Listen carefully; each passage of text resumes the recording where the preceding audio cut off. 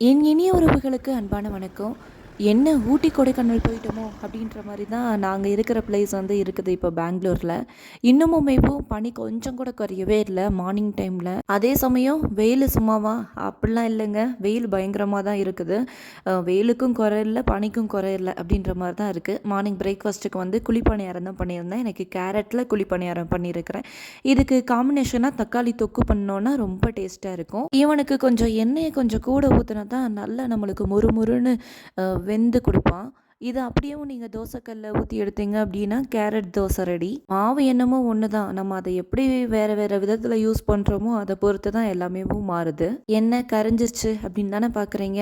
அதுக்குள்ளேயும் தான் இங்க எனக்கு அம்மா எனக்கு இது வேணும், அது வேணும்னு சொல்லிட்டு இவங்க ஒரு பக்கம் கத்திக்கிட்டு இருக்கிறேன். பாதி சட்னி கருகிருச்சு, பாதி பணியாரம் கருகிருச்சு. இருந்தாலும் நம்ம தானே சாப்பிட போறோம்.